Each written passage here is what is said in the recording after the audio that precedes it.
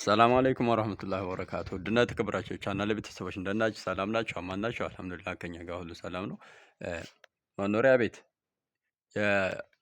የእንጨት ቤት ለምትሰሩ እህት ወንድሞች ማለት ነው መቼም የብሎኬት ሲሰራ አይቀርምና የእንጨት ቤት ለምትሰሩ እህት ወንድሞች በረንዳችሁን በእንደዚህ መልኩ ይሄ ቋሚው ይታያችኋል።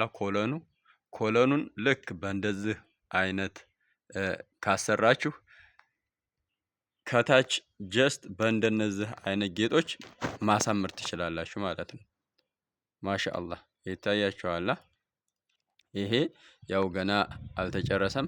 ሲጨረስ ሌላ ቪዲዮ እሰራላችኋለሁ። ይሄ ብሎኬት ቤት ብቻም ላይ አይደለም የሚሰራው፣ ብሎኬት ቤት መሆን ግዴታ የለበትም ማለት ነው። እና እንጨት ቤት በረንዳውን ይህንን ሁለቱን ኮለኑን በእንደዚህ በሲሚንቶ በፌሮ አሰሩት ማለት ነው። በረንዳውን ሁለት ቦታ ላይ ከዛ በኋላ አጥሩን ጀስት በእንደዚህ አይነት ዲኮር ብታሰሩት በጣም ያምራል ማለት ነው።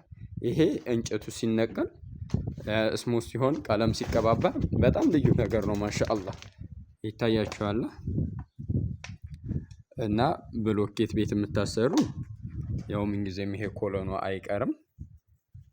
እንጨት ቤት የምታሰሩ ደግሞ ብዙ ቦታ የተለመደው ምንድነው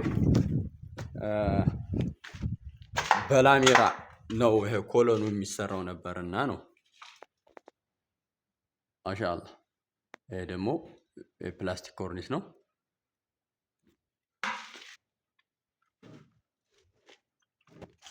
ማሻአላህ ይታያችኋል። ይሄ እንጨቱ ሲነቃቀል ሲለሰልስ ዲኮር ምናምን ሲሰራለት የዛኔ በጣም ነው የሚያምረው።